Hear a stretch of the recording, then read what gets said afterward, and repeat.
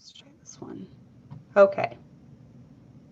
Let's try this one. See if you can hear me now. I had to change the settings. I'm using Zoom and it's all different. For some reason, it should have been coming through the computer. So let me know. Hi, Amber. So can you hear me now? I just need confirmation. There you go. All right, awesome. So I was saying it was taking me a little while at the beginning because I had to send the link and everything. I'm on Zoom because I want to show you guys, I want to screen share, and I'm going to be showing, I had a lot of verses for this one, so I thought it would be good to have a visual so you could all see it. So, all right, awesome. All right, let me pause this one. Hopefully the chat will still come up as I go. See a couple church ladies in chat. How you doing? And then my friend Amber, Celine, Dorothy, Allison, Dana, Ashley, Karen, Amberly, Dana. Oh, I already said Dana. Blanca. Good to have you guys. Okay, so I want to get right into it. Denise, hi.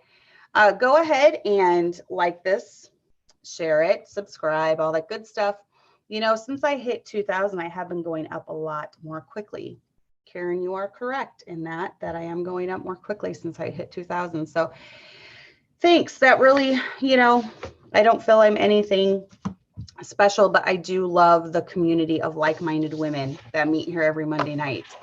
And I was teasing my husband because he just started back up with Spirit of Liberty broadcast. And if you haven't checked that out, go ahead and check it out. It's a podcast that they do every Sunday, but he had a special edition that he really talked up big and stuff. And of course, you know, we're both very competitive. So it's fun. It's fun in our house. It's not like it's the serious competition, but we're both firstborn. So when he got home that night, I told him, I'm like, I'm actually surprised you didn't have more live viewers, because I said, I actually had more than you on Monday nights usually. And he's like, yeah, my son Tommy said, Dad said you were going to say that as soon as we got home. So he was right. So yes, I did say that. I did notice it, but that's all you guys. You guys are a very consistent core group of people that come back every week and watch. So kudos to you for listening to me. I don't think I could listen to me as much as you do, but you do. And I enjoy the fellowship even more than, you know, just talking. I enjoy interacting with all of you, seeing the same names on here every Monday night. So I think it's special, and I'm glad you guys keep coming back. So yeah, what Karen said, sign up for the newsletter, gentlyledsisters.com. You can go there and a little thing will pop up if you haven't. I am sporadic about the newsletters. She's more on top of it than I am with hers, but I do try to get to it on some, you know, every other week, every couple weeks on Friday, just to kind of update everyone, let them know where we're at with things, the pregnancy, you know, the baby's due now in 6 to 7 weeks. So when she comes, I'll probably do another one, just announcing, sharing pictures of her and everything. So go ahead and sign up for that. If you want to, in the description, there's going to be something about if you want to sign up for the weekly text, which I have almost, I'm up to almost 100 now signed up for that, where they'll get a weekly text sharing when I'm live. So go ahead and sign up for that if you want. And that seems to have helped the listeners a lot as well. So let's get right into the subject.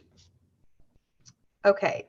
How is the new building? Someone asked. It's amazing. I feel like I'm in a dream every time we come here.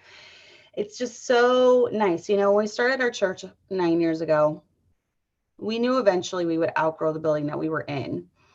But, you know, it was still bittersweet because we have a lot of good memories in that building. But this building, it just has so much more potential, and we have a lot more room to grow even bigger in this building. So, and it's nice. It's just so nice, you know, nice and bright and cheery, and I love it. So I should do a registry. I've actually never done a registry. Amazing. This is baby number 8, and I've never done a registry. I did one registry in my life, and that was when I got married. We did a registry, and that was it. So hi, Sheila. Hi, Natasha. Yes, it is a lot newer. Okay, so let's get into it. I wanted to talk this week about something that is near and dear to my heart because it's something I truly do believe in. And I've watched a lot of people growing up, through the years in a Baptist church my whole life, and then being a Baptist pastor's wife now for going on 20 years. He was assistant pastor before. I watched a lot of women kind of go back and forth with this subject. And so I kind of wanted to talk about it because I really believe that the key difference in keeping standards, believing standards, and holding on to standards for years and years is a heart issue over a matter of convenience. And I believe for some women, it's a matter of convenience. And you're saying a matter of convenience, having standards is harder than having no standards. But we'll get into that at the end and I'll explain, what that means. So let's just be honest. If you go to an IFB church, chances are that you're familiar with standards. And my husband just did a great video on this. If you go to Liberty Baptist Church of Rock Falls, their YouTube channel, he did a video about standards. It kind of went over some of the stuff that we're going to be talking a little bit about, but not as much in depth. There's something that are uniquely IFB. You don't really hear Protestants or Lutherans or even Catholics talk about standards. This is definitely a uniquely Baptist thing. So preachers get accused many times of being legalistic in regards to standards. Now, the term of legalism, if you do not know what the term legalism means, it is defined at in the Encyclopedia of Christianity in the United States. It defines legalism as a descriptor for the direct or indirect attachment of behaviors, disciplines, and practices to that belief in order to achieve salvation and right standing before God, emphasizing a need to perform certain deeds in order to gain salvation, as opposed to a belief in salvation through the grace of God bestowed upon the individual through faith in Jesus Christ. Okay, that's the definition out of the Encyclopedia of Christianity in the United States. And IFB preachers are often accused of doing that, of teaching standards, practicing standards in their own life as a form of legalism or as a form of a way of getting into heaven. So on it, obviously here at Liberty Baptist Church, we do not believe that. We believe, we don't think that being holy in your living, putting on a skirt, looking different than the world gets you to heaven. Okay. We believe that what gets you to heaven is faith in Christ alone, grace through faith, nothing added, nothing taken away. Belief in Jesus Christ, belief in his work on the cross, putting all your full faith and trust in that. That's what gets you to heaven. So, but the fact that my husband preaches standards and we believe standards and we practice standards in our own life, it's not us trying to earn anything, trying to get, into heaven or anything like that. It's our way of showing our love for the Lord. It's our way of following his commandments and the biblical mandates. It's our way of showing the lost world that we're different, that, we are supposed to be set apart. And I didn't even put any verses in here about being set apart, but there are many verses in the Bible that talk about being set apart and being used, of God. So, and all this change, this does come, after salvation as you grow. And that's why, you need to be patient with people when they first come into church, and maybe they're, it's like I said, standards are definitely uniquely Baptist. And there's a certain way Baptist women dress, and there's a certain way that we walk and talk. And, if someone's completely new to that culture, they're not going to understand it. And it is partly cultural, which my husband has also been talking about. So I believe that it's first and foremost a way to show your love for the Lord. Okay. And I'm going to screen share mine right now, my screen. And we're going to go to some verses that talks about loving the Lord right now. And I thought it would be nice for you guys to see them as we're doing it, just to kind of have a visual. So John 14:21 says, he that hath my commandments and keepeth them, he it is that loveth me, and he that loveth me shall be loved of my Father, and I will love him, and I will manifest myself to him. Okay, so I think a lot that has to do with loving is keeping his commandments. Do we believe that keeping his commandments will get us into heaven? Absolutely not. But I do believe that it shows that we love the Lord when we do even the small things that the Bible talks about. Deuteronomy 7:9 says, know therefore that the Lord thy God, he is God, the faithful God, which keepeth covenant and mercy with them that love him and keep his commandments to 1,000 generations. Once more, talking about loving him, keeping his commandments. And I also like this verse down here where it was talking about, for thou art an holy people unto the Lord thy God. The Lord thy God hath chosen thee to be a special people unto himself, above all people that are upon the face of the earth. The Lord did not set his love upon you, nor choose you, because you are more in number than any people, for you were the fewest of all people. But because the Lord loved you, and because he would keep the oath which he had sworn unto your fathers, hath the Lord brought you out with a mighty hand, and redeemed you out of the house of bondmen from the hand of Pharaoh, king of Egypt. And then it talks about loving the Lord, keeping his covenant. And he's going to keep his covenant with those that love him and keep his commandments to 1,000 generations. Now, obviously, this is Old Testament, and this was specifically talking to the children of Israel. But New Testament, you know, if you are a child of God, you are Israel. So this applies to you. Hi, Holly. Nice to see you. So then I really liked this verse.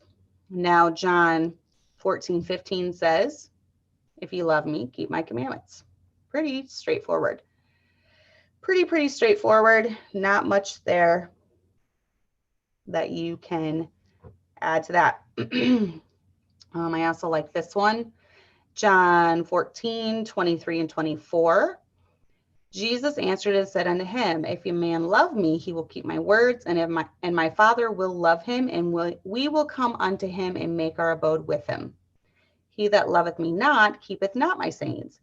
And the word which ye hear is not mine, but the Father's which sent me. Now, once again, this is talking about love and keeping his commandments. He that loveth me not, keepeth not my sayings. It doesn't say that he that loveth me not is going to hell. You know, so obviously, once again, it goes hand in hand with loving, keeping his commandments, loving him. 1 John 5:3, for this is the love of God, that we keep his commandments, and his commandments are not grievous. And I like that, because for me, having standards in my life and trying to follow the least of the commandments is a heart issue, because it's not grievous. It's not a burden to me. You know, it's not grievous to me at all. So I'm going to stop share for now, but I hope you guys enjoy seeing these verses as we're doing them. But I believe that living holy and separate from the world is a way we follow the words of the Bible and love the Lord. Just because we're going to heaven does not mean that we're a good Christian, okay? Being a good Christian requires work on our part. It requires weeding bad habits out. It requires replacing them with good habits. It requires keeping the lesser laws in the Bible and thinking that every word of God is important, which I do. It in no way gets us to heaven, but it does show the world that we're different and that we've been set apart for God's use.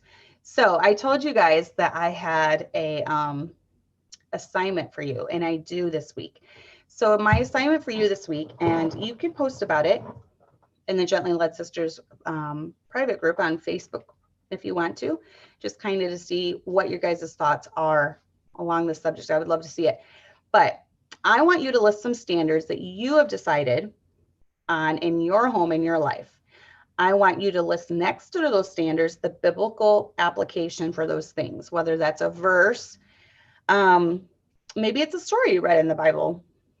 You know, just I want you to put something biblical, something from the biblical Bible that you have that really convicted you, that really brought this subject to life. Not things you've heard from a preacher, but things that maybe, you know, God can use preaching. obviously, to point things out, but maybe you did a more in-depth study. Maybe after your preacher preached about it, you really thought about the verses that he presented and it really convicted you. And you're like, you know what, that's really good. He had a lot of good points. And so then that was the reason that you went forward with the standard. So that's my assignment for you. I want you to just write down some standards. And, we're going to talk about different standards. There's different standards in life. And yes, some standards are biblical. Some standards are man-made. And, IFB preachers also often get accused of, well, you're just deciding, how women should dress, and you're deciding this, and you're deciding this. And, some standards are man-made, but we need to have a standard in our life. My husband often gives the example of measurement. We have a standard foot. Someone came up with that standard. A man came up with that standard.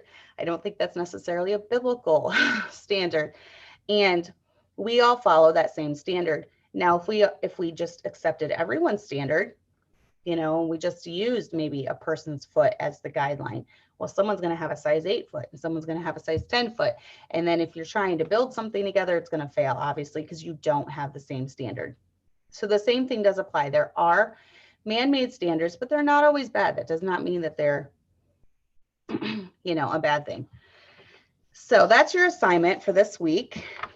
And I want you to list some standards that you have in your life for your family. Don't be looking at everyone else. Think about what you have, maybe even personally in your life as a wife and a mother.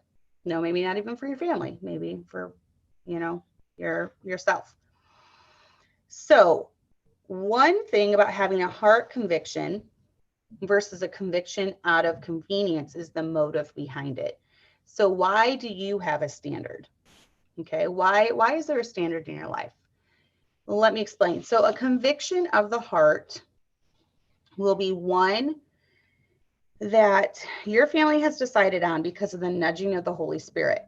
This can come in the form of preaching, like I was saying, because the Holy Spirit does use preaching. However, you want to reach a point as a Christian where through your own Bible study and reading, the Holy Spirit shows your husband and you guidelines for your own family. So, and based off of your family and your guidelines, not just going off of someone else's family. So, for instance, I'm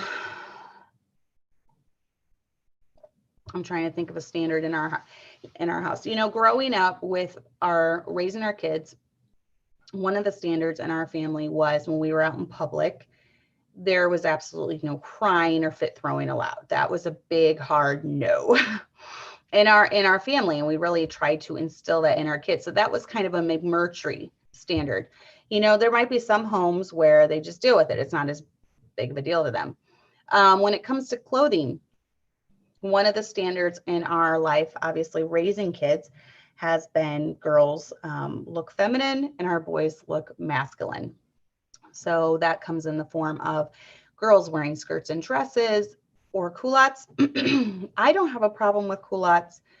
I think culottes are distinctly feminine. I cannot see a guy wearing a pair of culottes, and if he did, he would look very effeminate.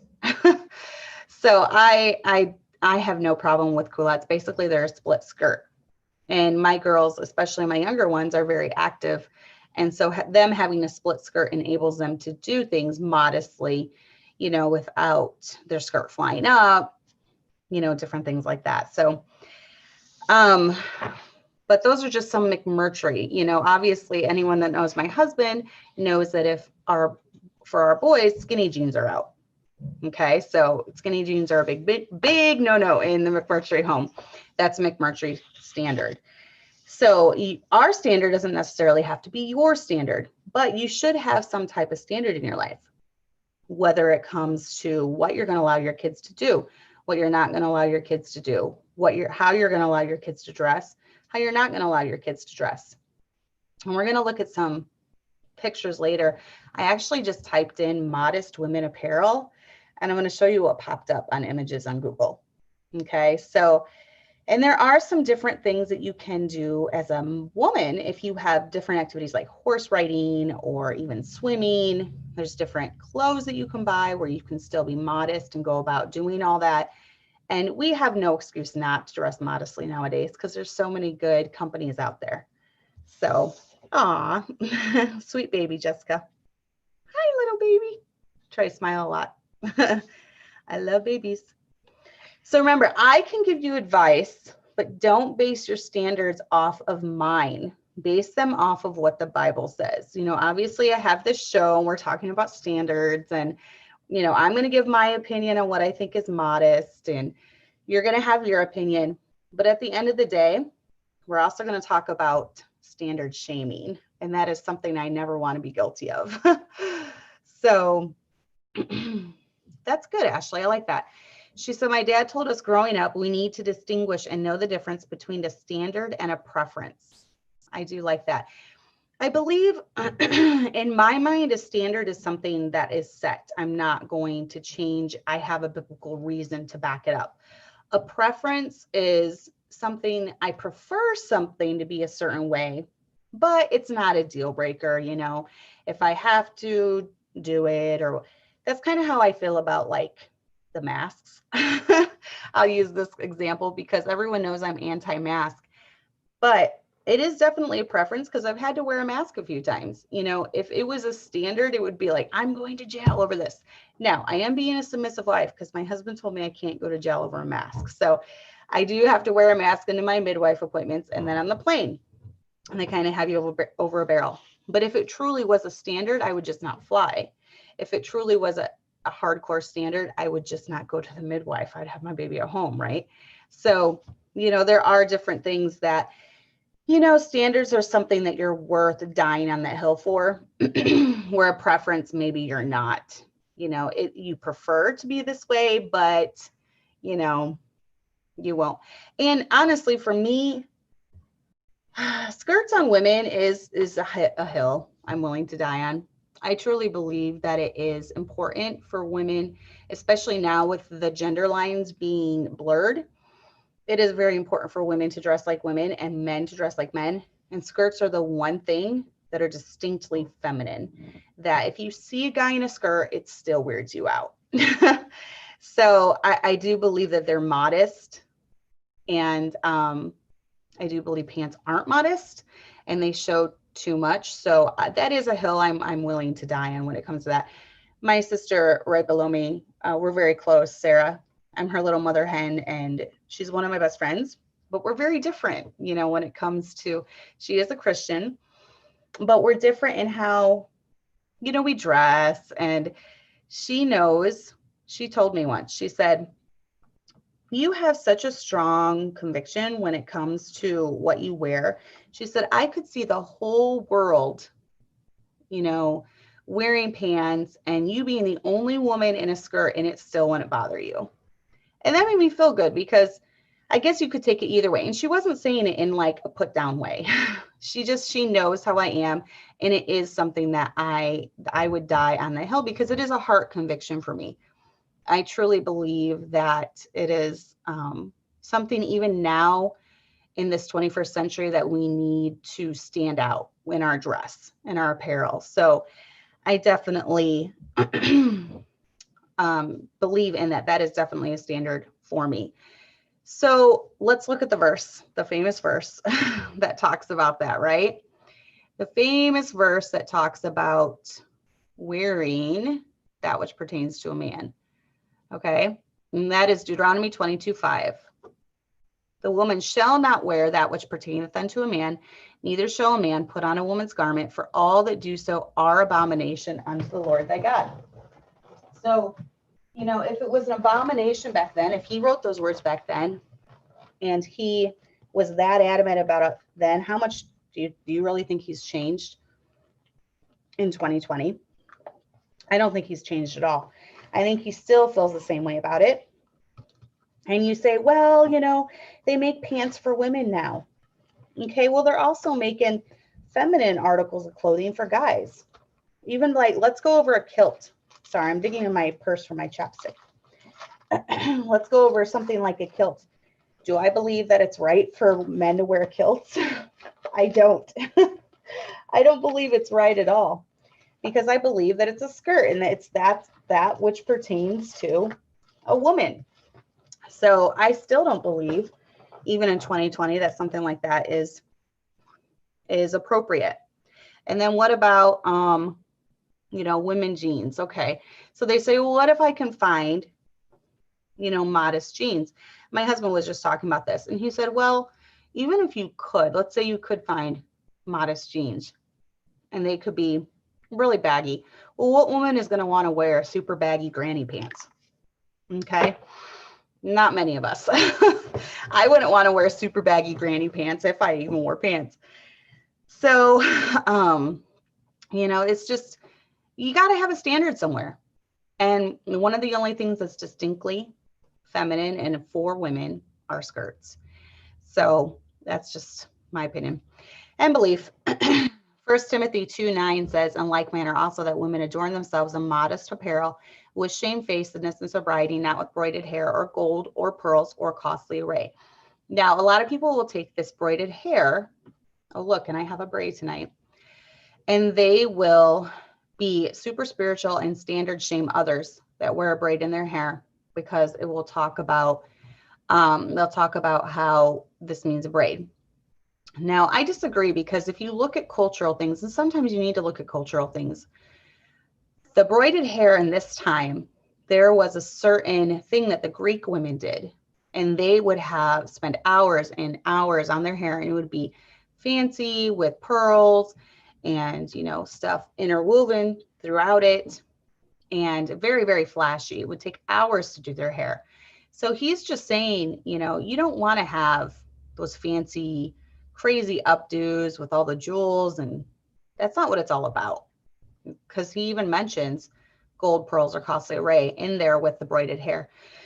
But modest apparel, something that's not going to be flashy, something that's not going to be drawing a lot of attention, to yourself. So that is definitely something that you have to be aware of. Okay, so then let's see, 1 Peter. Oh, I didn't put this one in here. 1 Peter chapter 3. Let's stop the share for now. I did not put this verse in there. Likewise, you wives, be in subjection to your own husbands, that if any obey not the word, they also may without the word be won by the conversation of their wives, while they behold your chaste conversation coupled with fear. Whose adorning, let it not be that outward adorning of plaiting the hair, or wearing of gold, or putting on of apparel, but let it be the hidden man of the heart, in that which is not corruptible, even the ornament of a meek and quiet spirit, which is the sight of God of great price. For after this manner in the old time, the holy women also who trusted in God adorned themselves, being in subjection unto their own husbands.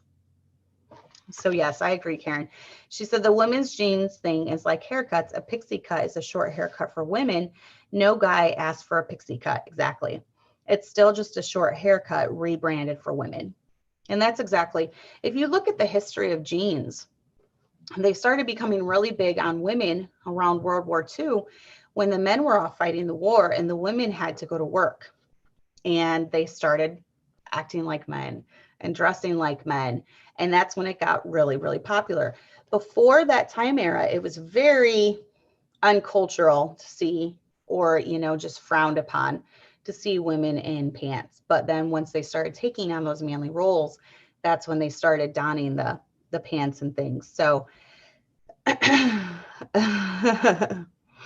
Angeli, that's cute. She said, I can't believe I ever thought wearing leggings covered me up more than a dress or skirt. It seems so foolish now. Now, if you are in Arctic temperatures, like Illinois can get sometimes, leggings are great under a skirt. They do help trap the warmth more. So yeah, but if you just go out in public, you're definitely showing more wearing leggings than a skirt, for sure. So remember, the only thing uniquely feminine and designed just for women is skirts, and that's why I'm going to be skirts only. So let's look at nakedness. How do we determine biblical nakedness? Okay, and this is one verse that I've often used, and I use this, to kind of show my kids what nakedness is as well. And that is up here, and Exodus. And he's talking to the priests here. And so a lot of people will take, a lot of the trendies especially, they don't like it when you quote anything from the Old Testament because they take offense at that. It's Old Testament. We're done with Old Testament. Well, the thing you have to realize about Old Testament is, one, we never got rid of moral law. Okay. Thou shalt not commit adultery is still a commandment. Thou shalt, and then Jesus even takes it a step further in the New Testament where he says anyone that's just looked at a woman to lust after her has committed adultery. So he upped the ante when it came to some of the moral law. So remember, a lot of the moral law and a lot of the principles are still the same. Okay. We just don't have a lot of the ceremonial law, such as the sacrifices and things like that. That's done away with. But Exodus 28:42 says, and thou shalt make them linen breeches to cover their nakedness. So here he mentions nakedness from the loins, even unto the thighs, they shall reach. Okay. So basically the area, your waist down onto the thighs down. And this, for me, I believe this is right about the knee or below the knee. Even with my boys, I don't like them wearing shorts above their knee because I feel like any part of the thigh above the knee to the waist is nakedness. So this is kind of, and people are like, well, this was to the priests. Well, do you realize, speaking in New Testament context, do you realize that when you become saved, that when you are saved, you are a priest? I believe in the priesthood of each believer. So I believe that a lot of the laws that were given or a lot of the guidelines for the priests apply to us as well. And why not something, about nakedness? So that is my thought on that. That's one of the verses. There's also another one about, and I should have looked it up, but it's a verse it's talking specifically about clothing for a king. And then people will use that same thing. Well, it's for a king. It doesn't apply to us. Well, if we're saved, we are kings and we're priests. And, it's the same concept as being a priest. So, so what about the standards when it comes to TV and things like this? And I didn't put this one in here. Ephesians 5, because this is a standard also that you can have things that you watch, etc., different things like that. The Bible says in Ephesians 5:15, see then that you walk circumspectly, not as fools, but as wise, redeeming the time because the days are evil. Wherefore be ye not unwise, but understanding what the will of the Lord is. So it talks about redeeming the time.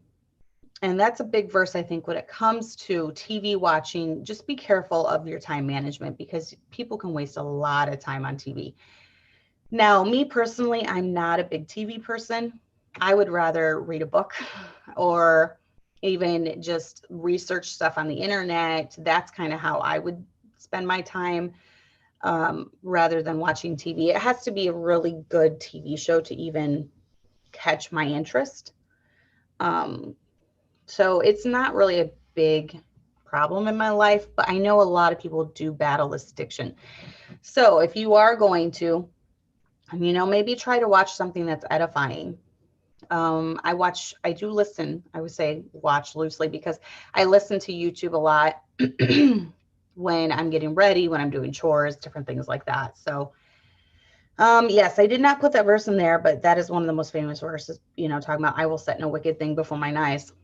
I mean, it's pretty plain. And, obviously the Lord knew down the road there would be television.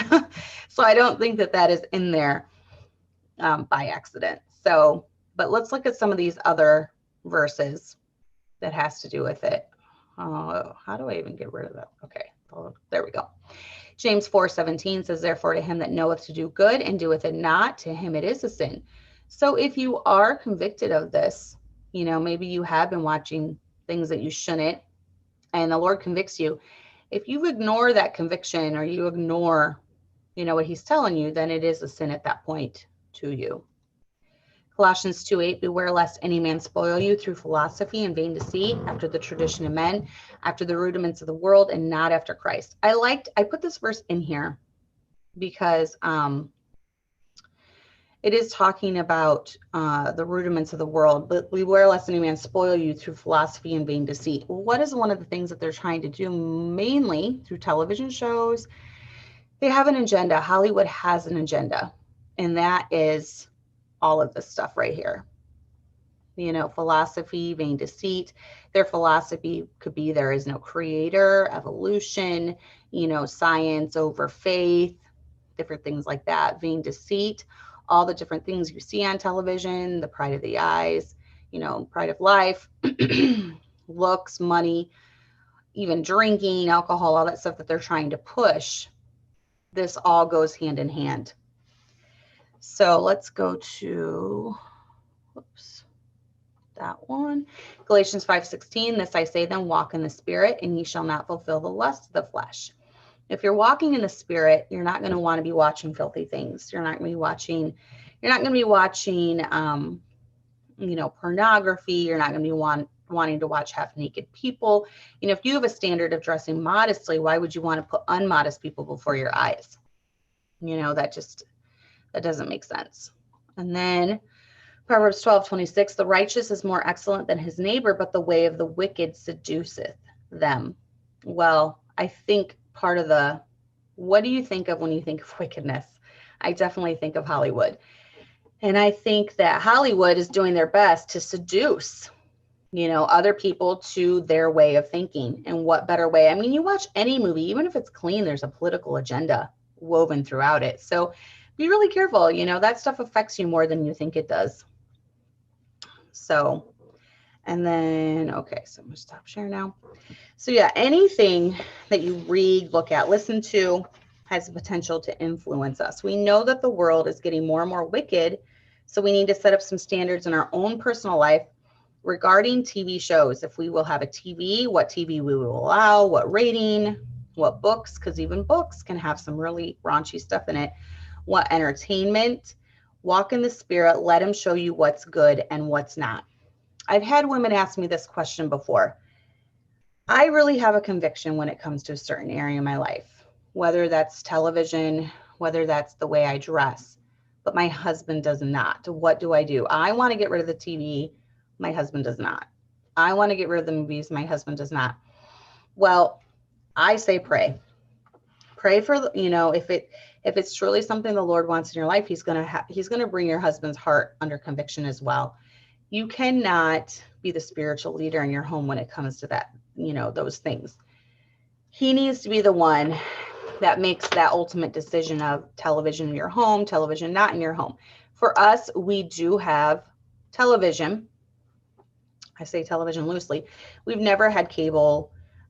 We've never really even had channels unless we got like that square antenna thing. We got it to watch the Cubs when they went to the World Series. And that's the only time that we've ever had like channels.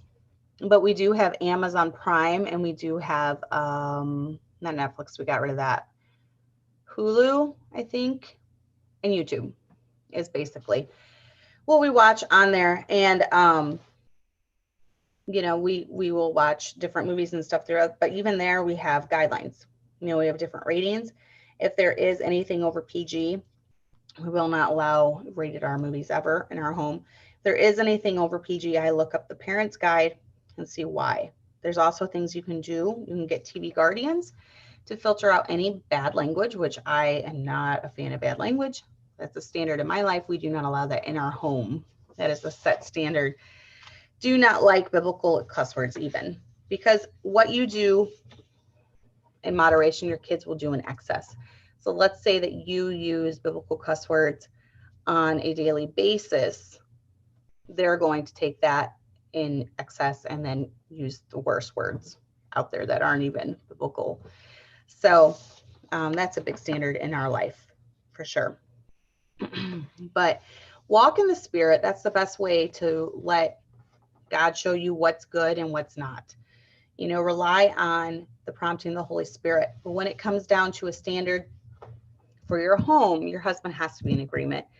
And I've known a lot of women that have prayed about this. And after a while, maybe God does bring a preacher along that preaches a certain subject, and their husband takes notice and God convicts him, and then he's on board as well. So I would definitely say don't nag, do more praying than anything, for sure. So, but when I talk about a standard being a convenience, okay, so that all kind of went along with having a heart standard. I gave some verses that had to do with that. But when I talk about it being convenience, you're like, what do you mean by convenience? Okay, just remember, I've been in the Baptist world a long time, and I've seen women adapt to very high standards. In fact, most of the ones that I've seen, all gung-ho from the time they get into a certain church until the time maybe they leave that church, and then suddenly they've dropped all of them. And why is that? Because a lot of the ones that have the highest or most strict standards are the ones who don't have balance in their life, and they are only doing it for a matter of convenience. Okay. And you're like, I'm confused. I don't really understand what that means. Well, here are some reasons women might do things for convenience. Okay. Only doing it to fit in at church. Let's be honest. If you go to an IFB church, there you're going to hear a lot of preaching on dress standards. Pretty much probably everyone there is going to be wearing Baptist attire. Okay. So women are going to be wearing skirts past their knees. They're going to be wearing long skirts. They're going to be dressed nicely for church. They're not going to be wearing their grungy clothes to church. You know, and if you came to church in your grungy clothes, you'd feel a little out of place. So maybe you start adapting certain things just so you can fit in, you know, just so you don't get stared at or, heaven forbid, talked about. I would hope no one would talk badly about you, but it does happen in some churches. How about only doing it because it's required at the school you go to? This is one of the problems that I have ran into with Christian schools and the rules that they have. Many Christian teens will go to a Christian school and they will have certain standards. And this is what I don't agree with, this philosophy either. If you go to a Christian school, I've seen some Christian schools that enforce rules, even going into, like, when you're out in public and you're not even at school, you have to dress a certain way, and you can't paint your nails, or you can't wear earrings. Now that to me is very excessive, and I believe it's crossing the line of authority. I believe that you can have standards for your Christian school while those kids are there at that Christian school. But anything past that, you're going into controlling behavior, and the pastor of the school or principal of the school is now crossing the line of their authority into your private home, into your private life. And I don't agree with that at all, but I've seen it a lot. So these Christian kids will grow up, and because they go to this Christian school, they have to do it a certain way. But when they're on vacation, when no one's around that's going to see them from their town, they're living the way they want. And it sends a very, very mixed signal to these teenage kids. And so it then becomes a matter of just doing it because they don't want to be kicked out of school. Then it becomes grievous. Then it's not a heart conviction. So I have a big problem with that. I don't like that philosophy at all. Maybe you're only doing something to fit in with other group of friends. You know, maybe you're part of a homeschool co-op, and everyone there wears skirts to their ankles, and you don't think that's necessary. But when you wore the skirt past your knees, you know, people were whispering about you and talking about you. And so you put on a skirt that goes to your ankle now because you just want to fit in with them. You know, that's a matter of convenience, just not standing out, not having anyone talk about you, etc. Maybe you're doing it only to play a part. Okay, and this is a big one with women that kind of adopt super high standards, and this will lead into our next point of standard shaming. But, you know, you want to look holier than everyone else. You want to act holier than everyone else. You know, you want to convince everyone that you're very, very spiritual. And that is a trap that you have to be really careful about falling into. Standards are not a way to make you look holy to everyone and just make them be in awe of your holiness. You know, standards are a way of, first of all, being different to a world where the gender distinction is blurred. People don't even know if they're a boy or a girl. You know, it's dressing in a distinctly masculine or feminine way to be a light is my main, you know, thing. And also because I love the Lord, and I do believe he still believes that it's an abomination for a woman to wear that which pertaineth to a man, and vice versa. So yeah, I know, Kelly. Mine does too, a little bit. She said, my heart kind of sinks when I see ladies who held high dress standards turn to tight clothes and pants on Facebook. Yeah, and I've seen it a lot, actually, throughout my life being in a Baptist church. And once again, I think it comes down to the heart of the matter. It comes down to, was it a matter of convenience just because they knew they needed to play a part, or they needed to look a certain way to fit in at a church? And, you know, anyone is welcome at my church. As far as I want ladies here that are new to being saved and don't know how Baptists are supposed to dress. You know, I say that facetiously. Don't know how Baptists are supposed to dress. And I want ladies here of all different walks. And I never want ladies to come here and feel like they're so looked down on and so judged that they have to like go home and burn all their pants. Otherwise they won't be accepted. You know, and for me, the main reason is because I want, when they get a standard in their life, I want it to be a heart standard. I don't want it to be something that they felt pressured into, or something that is grievous to them, or something they don't even totally believe in, you know, because as soon as they go to a different church, or they leave here, they move away, they're going to drop it. And then that's confusing to their kids. It's confusing to their family, who's seen them for, you know, a year or two, suddenly change their wardrobe. And that's just my personal opinion on the matter. I want women to take it slow and really develop standards because of the conviction of the Holy Spirit, not because they want to fit in here. So yeah, exactly, Shara. And then Jen said, I also think it's important to teach our kids what the Bible says about dress standards, and that's why we do it. It's an easy way to obey God. It is an easy way to obey God. And I believe it's an easy way to show God that we love him, because we're taking even the least of the commandments and we're making them important in our own life. You know, we want to do the big ones, like thou shalt not kill, you know, thou shalt not commit adultery. You know, all those big ones we want to do, but we want to do the least of the commandments too, because there are verses that talk about those that do the least commandments and how they're going to have rewards, you know, for that. So we definitely want to instill that. There is a verse, I missed the whole head covering thing. That's a whole completely different subject. I do not believe that you need to wear head coverings. I believe the Bible is pretty clear when it says that a woman's hair is given to her for a covering. And I believe that if you are submissive to your husband, he is going to provide that blanket of authority and blanket of protection over you. So I don't believe in a doily or, you know, a head covering in that way. So, but let's talk for the last part about standard shaming. This is something that goes on a lot in IFB churches. And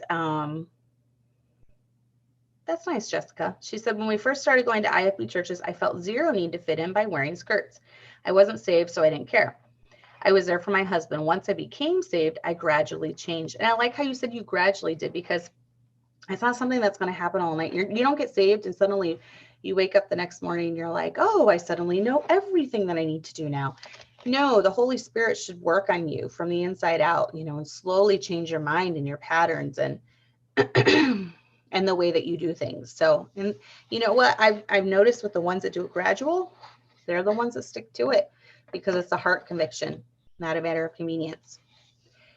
So let's talk about standard shaming. This is a new term coined by me and one of my friends, standard shaming. And you know, you hear about fat shaming, and that's when you shame other people who are fat. Well, standard shaming, that's when you shame other people who don't have the same standards as you. Okay, so this is a new made up saying. That's judging others' standards based off of yours.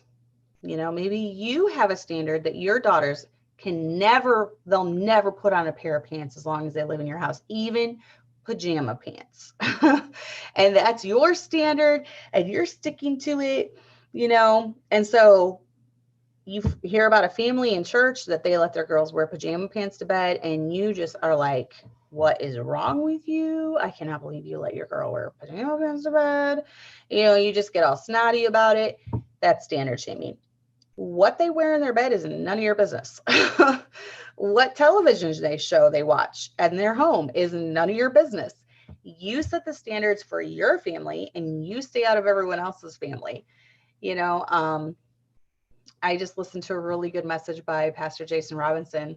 It's good if you need to check it out. Most women need a little kick in the pants when it comes to this, but he reiterated a lot of the stuff that I believe in, and that's just, it's called it's about busybodies and tattlers and things. So go to his channel, Mountain Baptist Church, and look that up. It was good. And he was talking in there about, if you think that I'm really, not qualified to be a pastor, you can come and talk to me about it. But if it's something stupid like a movie I watched, mind your own business. Because obviously, watching a movie you don't approve of is not going to get you disqualified from being a pastor. So I agree the same when it comes to standards, and when it comes to TV watching, book reading, whatever. You have to establish that for your family. Stay out of everyone else's business, for sure. So how about, this can be part of standard shaming, making sure everyone sees, hears about your standards. You have to be sure that everyone knows, I don't do this, or I do this. We don't do this as a family. We do this. But constantly making Facebook posts about it, maybe saying, just talking yourself up around in big groups of women, making sure they know, making a show of it, different things like that. So how about saying hurtful things to others about the standard in their lives? And some women, I feel like they don't really get that they're saying hurtful things. So just be careful with your words. I used to be a lot worse at this. I have learned a lot of tact throughout the years, and just realized too that it might not come off good to someone else. Maybe their friend is like opening up to you, and she's like, I really just want to get rid of this in my life, or I want to start doing this, but my husband's really not on board. Instead of just telling her, just pray about it, and I'll be praying too. We can both pray about it. Just saying a comment like, well, if your husband really was spiritual, he would jump on board. That's kind of a put down in a way, because you're kind of saying, well, your husband's not really that spiritual, but if he was, then he would do this. Be careful about saying different things like that, whether it comes to anything, any choice that they've made differently than you, whether it comes to the way they're raising their kids, or, dress standards, or any of that in there. Oh, thank you, Brother Matt. No, it was a good sermon, Holly. I like it when your husband gets fired up about things. And he addressed a lot of things that I've noticed in the last month or so. So it was good. It was a good sermon. Thank you, Matt, for posting that link. So check that out. There's the link. My biggest, advice when it comes to this area of standard shaming is just live your life and stop worrying about others. Stop trolling people on Facebook and Instagram, and screenshotting a picture of them not dressed the way that you would dress and sending it around to all your church lady friends and say, can you believe what she was wearing? Stop, especially in your church. If she goes to your church, you don't want to cause waves. You don't want to cause a bad spirit in your church. So, just be careful about that. Just try to live your life and stop worrying about others. And this is one of the things that comes down to the heart conviction. For me, one of the reasons I know this is a heart conviction is because I don't care what everyone else does. I don't care if my best friend, tells me I'm stupid for wearing skirts all the time and goes to pants.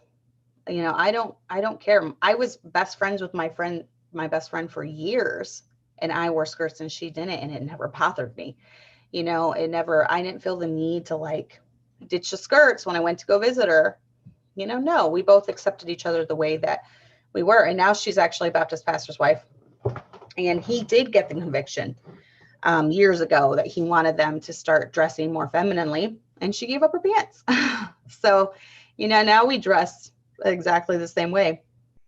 But realize every family will be different, and that's okay. Everyone's going to have different standards than you. That is fine. Your main prerogative is focusing on your life and your convictions, your standards, making sure it's a heart conviction with you. Loving people and letting your life speak for itself will go further than pushing your beliefs down people's throats. Just love on people. Love them with their faults. Love them even though they're not perfect, because we're not all perfect, and we all have areas that we need to work on. So love people and let your life speak for itself. You don't need to be constantly touting your standards. And I mean, I think you could ask any of our church ladies. This is not something I talk about with them ever.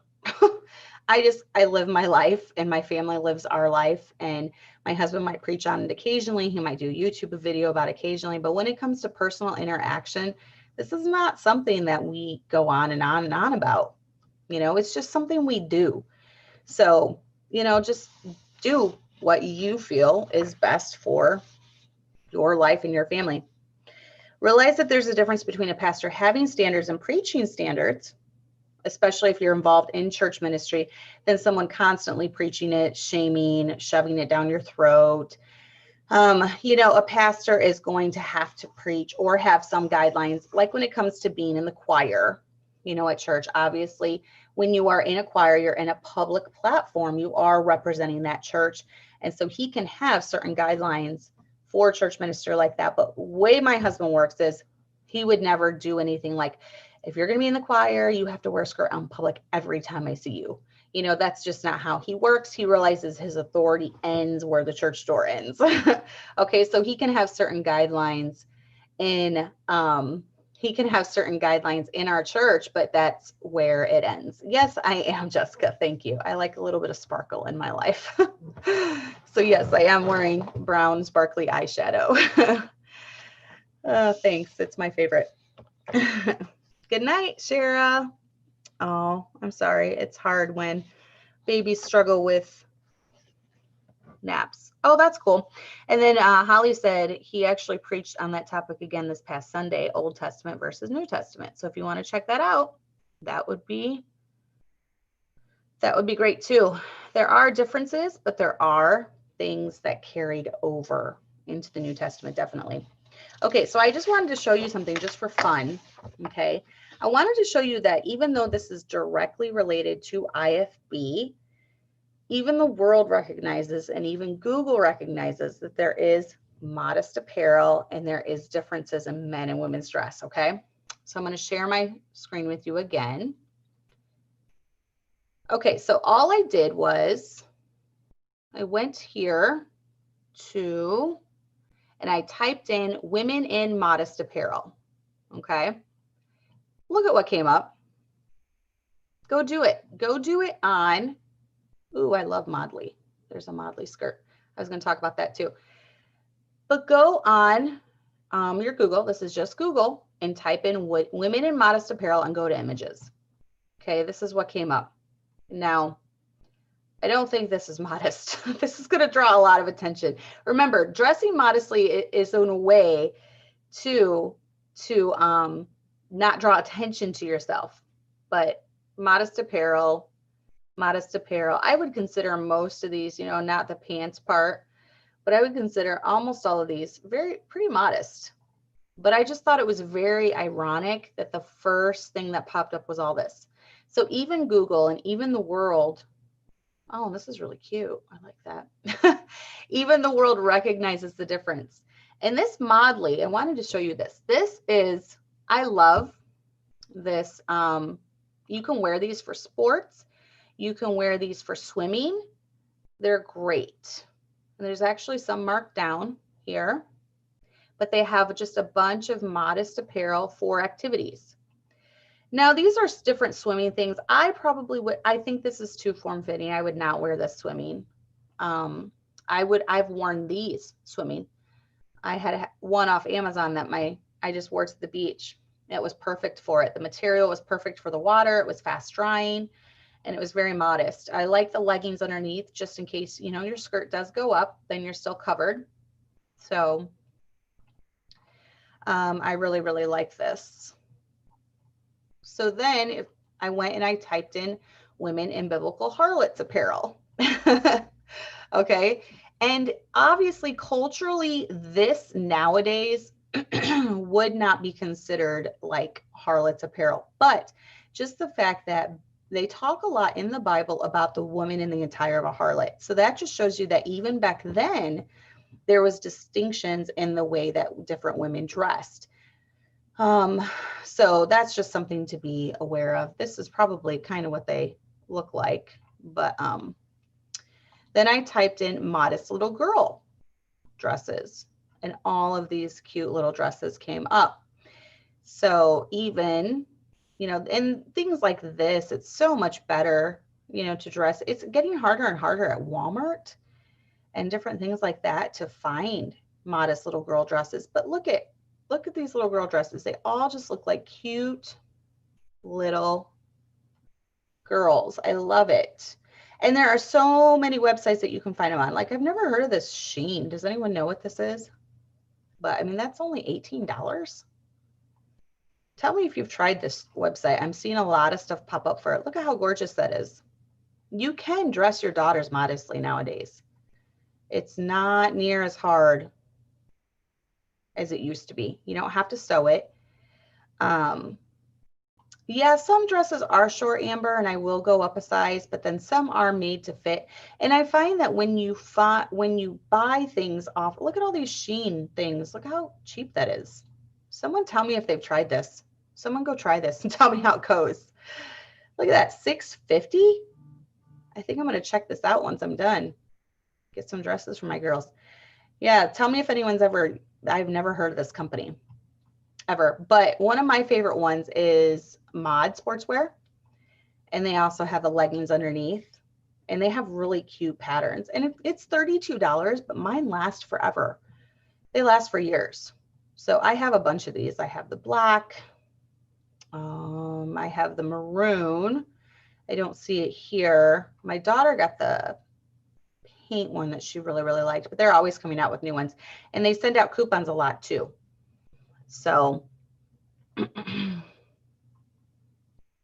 so Angelisa, my auntie and friend tried Shein. I don't even know that's how you say it. They're a bit hit and miss. The fit and material can be off. Sometimes it's nice. Okay.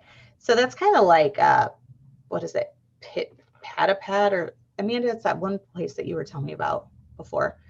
Okay, but I think that's all I have.